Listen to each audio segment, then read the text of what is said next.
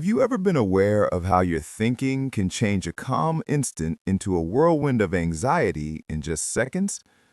1 second, everything seems normal, and suddenly, you're overwhelmed by worries about what could possibly fail down the road. What if you learned there's one simple thought that can bring an end to constant worry? A mental shift so effective that it can guide you back to serenity in the blink of an eye, despite how crushing your anxieties seem today. Stick around, because what I'm preparing to explain could shift dramatically about your daily existence, particularly for those past 60 and feel like anxiety has become your ever-present burden. Based on compilations of scientific studies performed by universities worldwide and educational health publications freely distributed by established organizations, this resource was crafted to deliver the latest insights especially designed for the over 60 population. And before we proceed, if you're facing challenges with anxious thoughts, speeding mental distress, or that constant feeling of tightness in your chest area, do me a favor right now. Tap the subscribe option and activate the notification bell because this channel focuses on sharing applicable wisdom that really operates in daily life, as opposed to just philosophical ideas that feels right but accomplishes nothing when you're tossing and turning at the middle of the night. Let me pose a question to you now. How long has it been since you felt truly peaceful? Not distracted, not in a state of numbness, but genuinely at peace.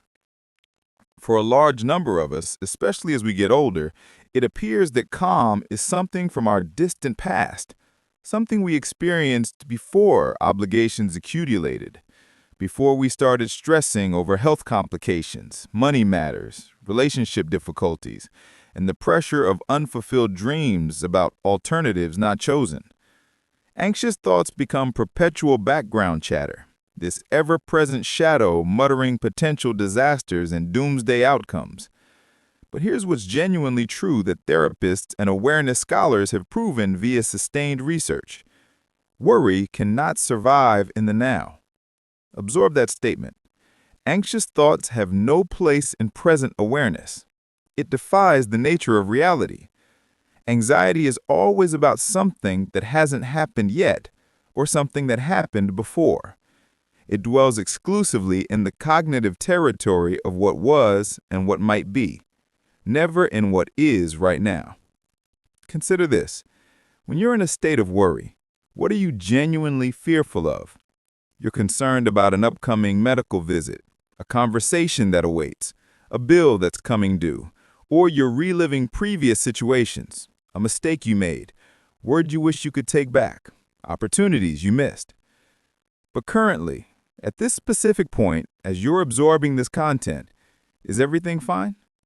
Not tomorrow, not in the past, but in this exact second. Your cardiovascular system functions, respiration continues, you have life at this second. And in this present reality, minus all the storylines about history and possibility, nothing is truly amiss. This constitutes the singular thought that eliminates worry permanently. My being is in the now. 3 simple words. I occupied this current instant.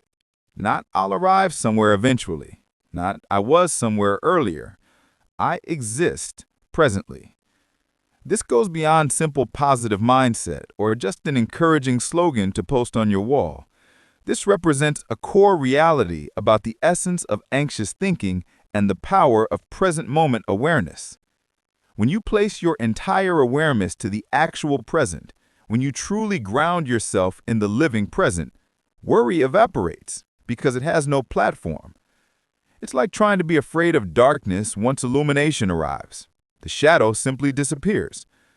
Permit me to describe a situation about a person known as Margaret, a woman whose story came to my attention from a wellness center that serves older adults. Margaret, at age 72, and had dealt with continuous fear for most of her adult life. After her husband passed away, the fear grew stronger. She endlessly concerned herself with her physical state, about being a burden to her children, about depleting her savings, about experiencing a lonely end. She would start each morning with tension throughout her chest, her thinking already in overdrive through everything that could go wrong that day. She attempted medication regimens, she sought professional mental health support, she attempted perpetual occupation, but nothing provided enduring peace. One particular day, during an especially severe panic episode, her daughter offered a simple question. "Mother, direct your attention to me. Right now. Are you okay?" Not eventually, not in the coming hour, but in this precise instant. Margaret halted, looked at her daughter, filled her lungs, and became aware that in that precise instant, she was genuinely all right. Nothing wrong was transpiring at that moment. The anxiety was about hypothetical tomorrows, not present reality. That became her life-shifting realization. Margaret initiated performing what she termed her immediate awareness checks. As nervous energy started building, she would stop and ask herself, at this point, am I really okay? And in most instances, the reality was yes. She was breathing, she was out of danger, she was existing. The actual now developed into her protected space, her stabilizing center when her mental state endeavored to yank her into turbulent seas of apprehension. As time progressed, the anxiety attacks became less frequent, less powerful, because she discovered how to interrupt herself before tumbling into hypothetical scenarios. She came to know that she had a choice: remain in her nervous cognitions about what lies ahead, or remain in the tranquil reality of this moment. This illustrates what investigations into contemplative practice and now consciousness research has demonstrated. Academic work from places like the Harvard Medical Research Facility and the Massachusetts Academic Institution have confirmed that contemplative disciplines, which are essentially exercises in present awareness, can greatly reduce fear and strain. Investigations have demonstrated that when people train themselves to remain in the now, their brain physically transforms.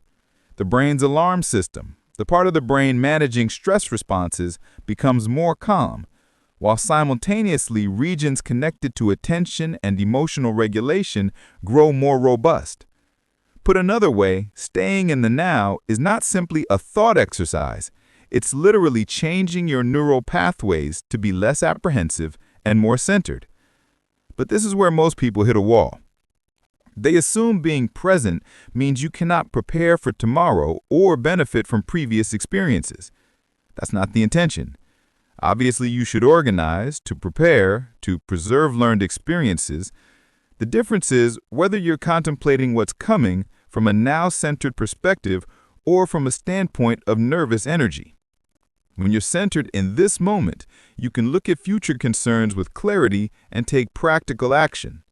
When you're engulfed in apprehension, you're simply rotating in thinking patterns that create no positive outcomes. A substantial contrast appears between constructive preparation and anxious worrying. Foresight asks, what can I do in the present to get ready for the future? Worried spiraling asks, what dreadful situation might arise that I'm powerless over? One empowers you, the other freezes you.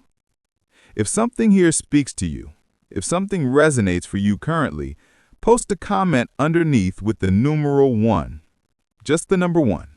That's how I can tell this wisdom finds people who are seeking it, and it allows this content to find further people who are dealing with fear. And if you're not subscribed already, kindly do so now, because we're creating a community of people who pick quiet over anxiety, being present over fretting, and I hope you'll join us in this. Let me provide you a practical tool you can use at once. Whenever next you detect nervous energy building, those known experiences of your chest area tensing, your consciousness racing, your body tensing up, do this. Pause your current activity. Position one hand on your chest and one hand on your abdomen. Close your eyes if you can. Take a slow, deep breath in through your nose, noticing your belly swell. Then expel air gradually via your lips. As you perform this breathing, express to yourself, I exist in this moment. I draw breath. I am among the living. I am okay right now. Complete this 5 rounds, 5 respiratory cycles, 5 statements of current reality fact. What you're doing is drawing your focus away from the fabricated futures your mental state is fabricating and anchoring it in the physical sensations of your corporeal presence now. Your breathing stays constantly in the now.